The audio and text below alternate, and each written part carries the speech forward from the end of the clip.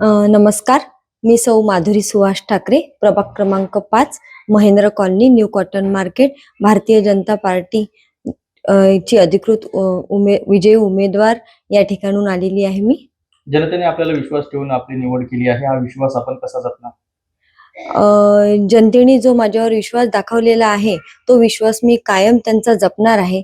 कारण त्यांनी मला या निवडणुकीदरम्यान जे सहकार्य केलं आणि जो आशीर्वाद, भरभरून आशीर्वाद त्यांनी मला दिला आणि भरपूर मतदान करून मला निवडून दिले, त्याबद्दल मी त्यांचे खूप खूप आभारी आहे. आपल्या वॉर्डमधील अशा 2-3 समस्या कोणत्या आहेत ज्या आता अजिबात दुर्लक्षित करता येणार नाही? माझ्या प्रभागामध्ये 2 समस्या आहेत. एक म्हणजे जो नाला आहे, त्या नाल्याची दुरुस्ती करणे मला करायची आहे आणि त्यानंतर एक अभ्यासिका मला माझ्या प्रभागामध्ये पाहिजे आहे, करायची आहे. पहिल्या 6 महिन्यात असे कोणते काम होईल ज्याचा थेट फायदा जनतेला जाणवेल?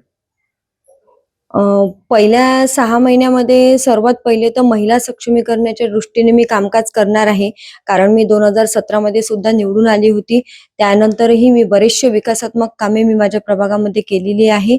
पुढेही विकासात्मक कामे करायचेच आहे. पण विकासात्मक कामं करता करता जे आपले महिला वर्ग आहे, महिला वर्गांच्या सक्षमीकरणासाठी सुद्धा मला पुष्कळ कामं करायची आहे. त्यांना सोबत घेऊन पुढे घेऊन जायचं आहे. रस्ता, पाणी, नाली, स्वच्छता यापैकी आपली पहिली प्राधान्य कशाला असेल? काय म्हणा? तसं ते ह्या 4ही गोष्टी माझ्यासाठी प्राधान्यच आहे, या 4ही गोष्टींना. पण त्यामधलं सर्वात पहिली गोष्ट आहे पाणी. मागील कार्यकाळात जे असे कोणते काम आपले अधुरे राहिले असतील ते आता करण्याची आपली इच्छा असेल? मागच्या 5 वर्षामध्ये जे कामं माझ्या हातून राहिलेले आहे, कारण बरेचसे कामं त्यावेळी सुद्धा मला करायचे होते.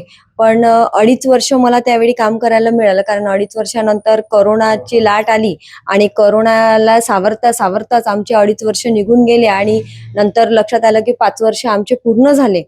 तर त्यावेळी जे कोणते कामं माझ्याच्याने राहिलेले आहेत, ती आता पुन्हा संधी मला जनतेने दिलेली आहे. तर त्या संधीचं नक्कीच मी आता सोनं करणार आहे आणि त्यावेळेस जे कामं माझ्याच्याने राहिलेले आहेत, ते मी आता पुन्हा या 5 वर्षामध्ये कंप्लीट करणार आहे. त्यामध्ये मला अभ्यासिका त्यामध्ये काढायची आहे. त्यानंतर प्रभागाचा सर्वांगीण विकास मला यामध्ये करायचा आहे. वार्ड विकासात भ्रष्टाचार आणि निष्काळजीपणा रोखण्यासाठी आपण कोणते ठोस पावले उचलणार? तो मी होऊच देणार नाही, कारण माझं लक्ष माझ्या प्रभागामध्ये पूर्णपणे राहणार आहे. तर लक्ष जर राहिलं तर ह्या गोष्टी होणारच नाहीये. युवक, महिला आणि ज्येष्ठ नागरिकांसाठी आपली काय योजना आहे? जे युवक आहेत त्यांच्यासाठी रोजगारांचा आपण प्रयत्न करणार आहोत की त्यांच्या रोजगारासाठी आपण काय करू शकतो. आणि जे ज्येष्ठ मंडळी आहे त्यांच्यासाठी नाना नानी पार्क मला करायचं आहे आपल्या प्रभागामध्ये.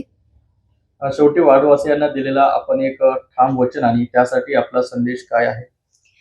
माझ्या जनतेसाठी मी एवढंच सांगते की त्यांनी जो विश्वास माझ्यावर दाखवलेला आहे, त्यामुळे त्यांचा विश्वास चला मी कधीही तडा जाऊ देणार नाही आणि माझ्या प्रभागातल्या संपूर्ण ज्या समस्या असतील, ज्याही काही अडचणी माझ्या जनतेला असतील, त्या अडचणी मी अगदी चोखपणे पार पाडणार 5 आहे. वर्षानंतर आपण आपल्या वार्डाला कोणत्या ओळखीने पाहू इच्छिता? 5 वर्षानंतर माझं जे वार्ड राहणार आहे, माझा जो प्रभाग राहणार आहे, हा अगदी सुंदर आणि स्वच्छ आणि विकसित राहणार आहे.